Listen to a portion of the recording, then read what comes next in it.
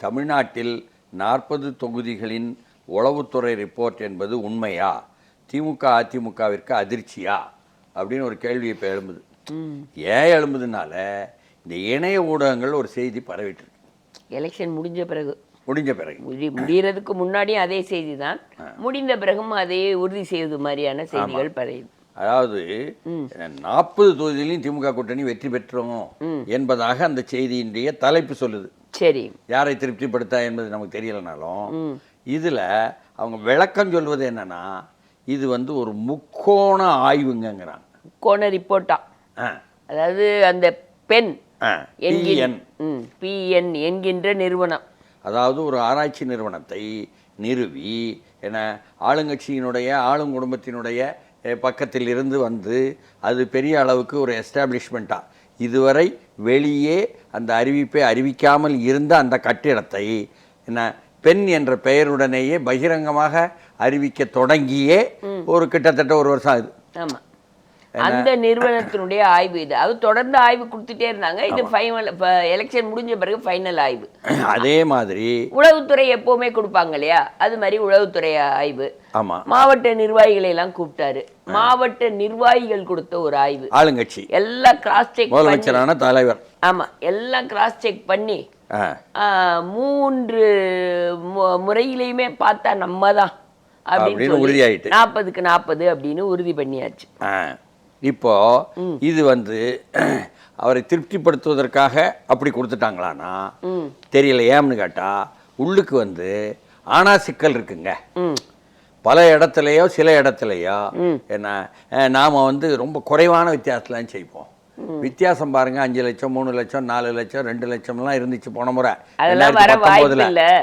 இந்த தடவை ஒரு 20,000 வித்தியாசத்துல கூட சில இடத்துல குறைவா கூட வர வாய்ப்பு இருக்கு. குறிப்பா தென் தமிழ்நாடு அப்படின்லாம் அவங்க சொல்லி இருக்கிறாங்க. அப்படி சொல்லி இருக்கதாக அந்த செய்தி சொல்லுது. ஆமா, அந்த செய்தி அப்படி சொல்லுதுனாலதான் ஒரே பாணியில சொல்லுத உள்ள நடந்தத என்பதனால நாம வந்து இது எல்லாமே திமுக தலைவருடைய மேசை மேல 3 அறிக்கை இருக்கிற மாதிரி அவர்கள் சொல்றாங்க. இப்படி 1க்கு 2 இணையம் இப்படி சொல்வதனால இணையதழ் நாம் வந்து இது அப்படி கொடுக்கப்பட்ட செய்தியா, ஃபீடட் பேக்கா என்பதாக கேள்வி வருது. இதில் வித்தியாசம்னு அவங்க சொல்லும் பொழுது 20,000 வரலாம் அப்படின்னா அதில் ஒரு 10,000 தடம் புரண்டா போச்சுன்னு அர்த்தம். அப்போ இந்த 10,000 தடம் புரண்டு பெரிய கட்சி அதிமுகவுக்கு தான் போட்டின்னு சொல்லிவிட்டு எல்லாரும் சொல்லும் போது கோவையிலே அப்படித்தானே சொல்லிடுச்சான் அந்த ரிப்போர்ட்டு. 2வது இடம் அதிமுக தான் அப்படின்னு அந்த ரிப்போர்ட்டு சொல்லிருச்சான். அது மட்டும் இல்ல, அதிமுக பக்கம் அது வெற்றிக்கு வாய்ப்பு தான் அதிகம்னு சொல்றாங்க. அதிமுக அது வேற விஷயம்.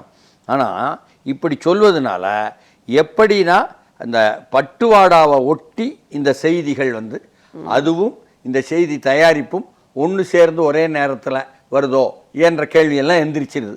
சரி, ஏன்னு கேட்டா இப்போ வந்து கள்ளக்குறிச்சின்னு எடுத்துக்குவோம். அதில் குமரகுரு நிற்கிறாருன்னு சொன்னால் ரொம்ப இபிஎஸ்க்கு வேண்டியவருங்க.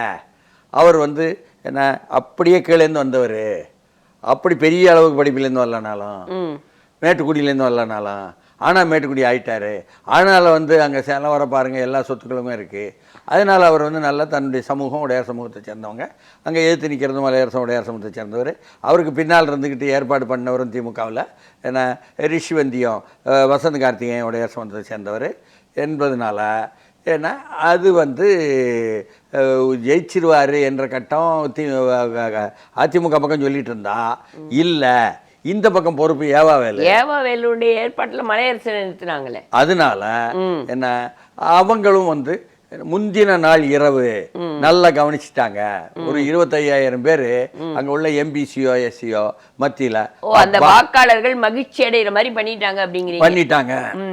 அப்புறம் ஒரு வாக்குக்கு ஒரு 5 வாக்கு வீட்டுல இருந்ததுன்னா 5,000 அப்படின்லாம் கேட்குற அளவுக்கு அவங்க சந்தோஷமா ஆயிட்டாங்கன்னு சொன்னா என்ன அப்படிப்பட்ட விஷயங்களை எல்லாம் சேர்த்து தான் இவர்கள் வந்து குறைந்த வாக்கு ஏன் போடுறாங்களான்னு நமக்கு தெரியல. இல்லை, ஏற்கனவே அங்கே கொஞ்சம் கசமுசா இருக்குல்லங்க, யார் கேண்டிடேட் அப்படின்னு அனௌன்ஸ் பண்ணதுலேயே பிரச்சனை. சிவலிங்கம் வந்து சேலத்தில் அந்த பகுதி இந்திய மாவட்ட செயலாளர் வந்து தன்னை போடுவார் உடையார் சமூகம் தானே எதிர்பார்த்து இல்லைங்கும் பொழுது லிஸ்ட்ல வர்றோடனே கோவத்தில் எழுந்து வேற போனாரு. மாவட்ட செயலாளர் கூட்டத்திலேயே உட்காராம போனை சுவிட்ச் ஆஃப் பண்ணாரு. இத்தனை விஷயங்களும் வந்து நடந்ததுனால அங்கே உள்ள கதையை சொல்லும் பொழுது அது ஒரு உதாரணமாக பார்க்க வேண்டியிருக்கிறது.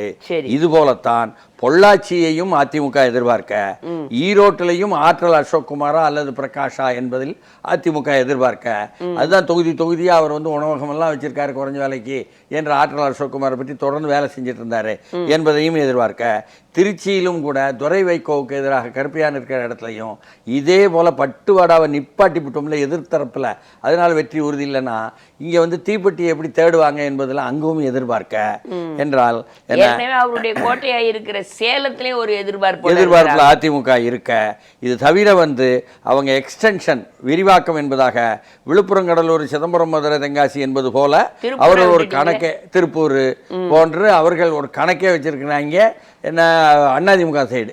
சரி, அதனால இதில் வந்து எதுவும் உறுதியா தெரியல.